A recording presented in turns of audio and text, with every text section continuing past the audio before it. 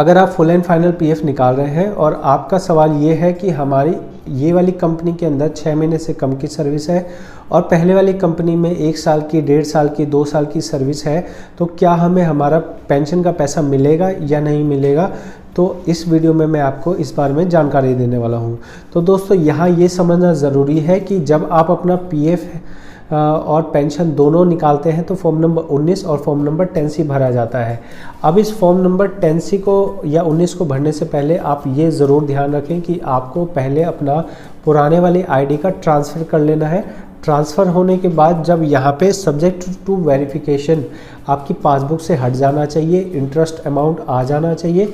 ये मैं क्यों कह रहा हूँ, ये इसलिए कह रहा हूँ कि कई बार लोग क्या करते हैं, ट्रांसफ़र फॉर्म भर देते हैं, ट्रांसफ़र कंप्लीट नहीं हुआ होता है और वो क्या करते हैं, फुल एंड फाइनल का निकालने के लिए अप्लाई कर देते हैं। ऐसे में क्या होता है, उनका प्रेजेंट आईडी का आता है, प्रीवियस आईडी का नहीं आता है।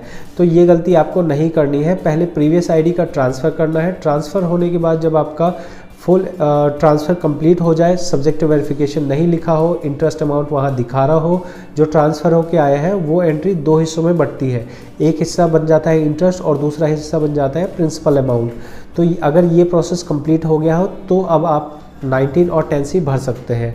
अब इसमें 19 के अंदर जो बात है वो ये है कि आपका 19 जब आप भरते हो तो आपको पूरा का पूरा पीएफ का पैसा मिलेगा, कोई डाउट नहीं है।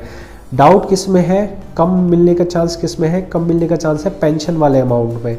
यहाँ पेंशन वाले अमाउंट में कम क्यों मिलता है, इसके 2-3 रीज़न है। पहला रीज़न ये है कि अगर किसी आईडी में 6 महीने से कम की सर्विस है तो उस आईडी को नहीं माना जाता। अब आपका मेन सवाल ये था कि हमारे प्रेजेंट कंपनी में हमारी 6 महीने से कम है और हम पुराने सर्विस जो कि 2 साल 3 साल की सर्विस है हम उसे ट्रांसफ़र कर रहे हैं, तो हमें पहले वाली सर्विस का तो पैसा मिलेगा ना।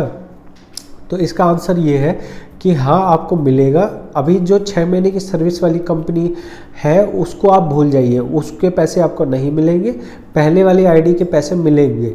वो पैसा ट्रांसफ़र नहीं होगा, सर्विस पीरियड ट्रांसफ़र होता है। पेंशन के अंदर में आपका पुराने आईडी से पैसा उठ के नई आईडी में नहीं आएगा, बल्कि होता ये है कि सर्विस जो है पिछले कंपनी में जो आपने सर्विस की है, मान लीजिए आपने सर्विस की है 2 साल 3 महीने की सर्विस की और अगली कंपनी में आपकी सर्विस 5 महीने की है, तो 2 साल 3 महीने उठ के इस 5 महीने में आ जाते हैं। तो क्या ये 3 महीने वो वाले और 5 महीने ये वाले जुड़ जाएंगे? तो नहीं जुड़ेंगे। तो आप किसी भी हाल में ये एक्सपेक्टेशन मत रखें कि आपका जो है पूरा का पूरा पेंशन अमाउंट मिल जाएगा।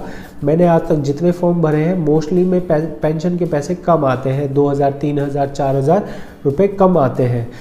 तो लेकिन यहाँ पे ये भी देखना ज़रूरी है कि कई बार पेंशन का पैसा पेंशन की सर्विस ट्रांसफ़र होती है, लेकिन पीएफ ऑफिस आपका पेंशन का पैसा बहुत कम देती है। तो अगर पेंशन के पैसे में 2000, 4000, 5000 रुपये कम आते हैं तो आप उसे छोड़ दीजिए, वो पैसा आपको मिलने वाला नहीं है। लेकिन अगर 5000 से ज़्यादा, 7000, 10,000, 15,000, 20,000, 25,000, 30,000 रुपये कम आ रहे हैं आपके पेंशन के, तब आप निश्चित तौर पे अपने पेंशन को लेने के लिए फ़ाइट कर सकते हैं। इसके रिगार्डिंग मैंने अभी तक लगभग 90 आरटीआई लगाई है, जिसमें से 80% लोगों का पेंशन का बचा हुआ पैसा उनके खाते में आ जाता है। तो आप मेरी आरटीआई वाली वीडियो देख सकते हैं या जो पेंशन कम आने की वीडियो है वो देख सकते हैं। फ़िलहाल इस वीडियो में मैं आपको यही बताना चाह रहा था कि अगर आपके इस आईडी में सर्विस कम है तो भी आपको पुराने वाली आईडी का पैसा मिलेगा। थ्योरेटिकली मिलेगा, प्रैक्टिकली मिलता है या नहीं मिलता है वो डिपेंड करता है कि आपका जो पीएफ ऑफिसर है उसने आपके पहले वाली सर्विस को कंसिडर किया है या नहीं किया है।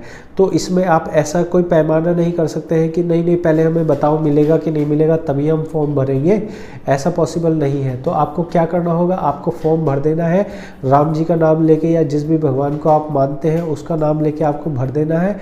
अगर उसमें आपके पैसे कम आते हैं तो आपको इसमें ग्रीवांस लगाने का पहला ऑप्शन है और उसके बाद फाइनल ऑप्शन आपके पास आरटीआई लगाने का है और तीसरा ऑप्शन आपके पास पीएफ ऑफिस जाके फिजिकली जाके वहाँ पे शिकायत करने का है।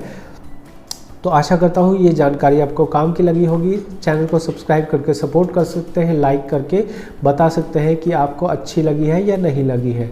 Thank you so much.